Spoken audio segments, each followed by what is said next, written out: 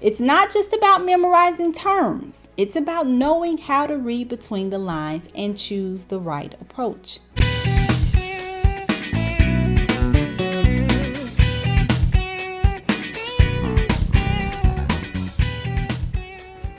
If all we had to do was memorize, this test would be easy. But applying SHRM concepts, that's where it gets tricky. SHRM concepts often require high-level thinking, like aligning practices with business strategy or managing complex team dynamics. And that can be tough if you're just starting out. I'm Angela Murray, SHRM SCP, SPHR, and your favorite HR exam coach. And today, I'm going to walk you through my approach to tackling those complex SHRM questions. So let's get started. When you read a question, start by identifying the main problem. Ask yourself, what problem is the question really posing? Is there a conflict or a challenge or a specific objective that has to be achieved? Here's another tip that you should look out for. Look for cause and effect clues in your question. Let's say the question mentions a lack of communication causing project delays. That's your hint.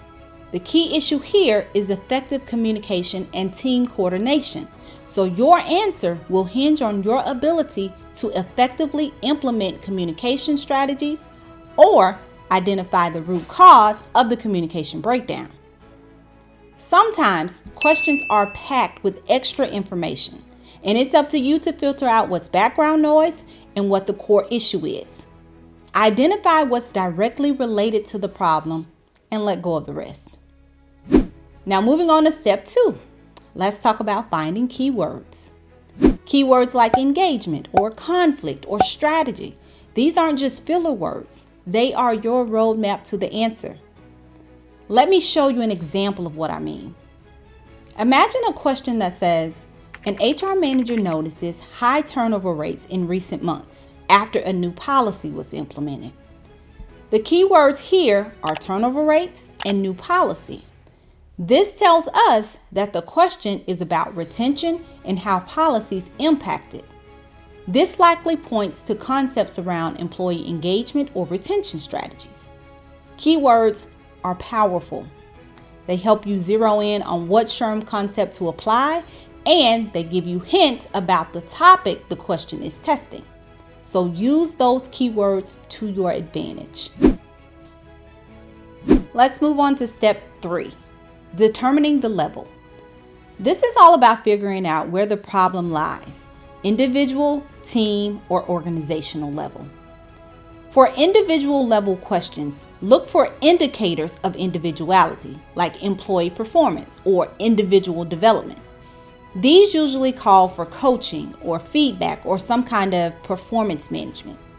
Here's an example. An employee has consistently missed deadlines and has shown a lack of engagement in their tasks.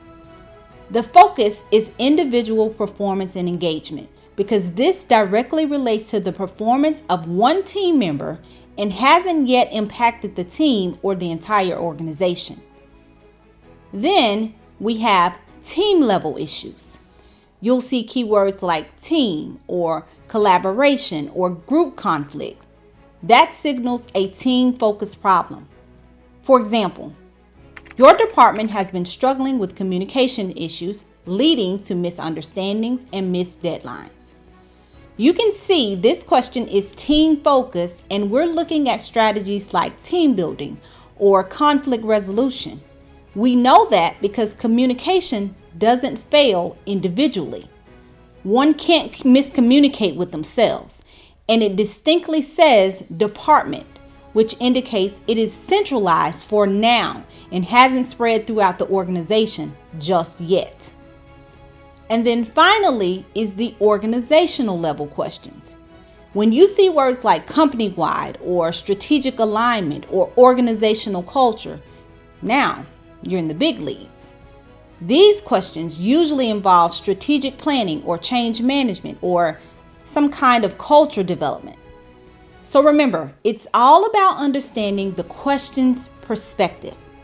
If the question's talking about an employee's personal growth, their well-being or performance, you're looking at it from an individual level. That means it's about building one person's skills or tackling that person's specific challenges. But if the question's more about team projects or group goals or shared responsibility, you're in the team territory. Here, it's about how people work together, how they communicate, and what makes the team tick as a unit. And then there's the organizational level, the big picture stuff. So if the question is dealing with policy changes or company culture or strategic goals, it's likely focused on aligning what everybody does with the organization's overall mission. So let's recap. First, identify the key issue by focusing on the main problem. Second, look for keywords that clue you in on the relevant competencies. And third, determine the organizational level to find out if it's team or organizational wide. That is going to help tell you where you should focus. So I hope this gives you some insight on applying what you've learned to tackle these SHRM questions. It's not just about memorizing terms. It's about knowing how to read between the lines and choose the right approach. So if this video helped make things a little bit clearer for you, hit the like button.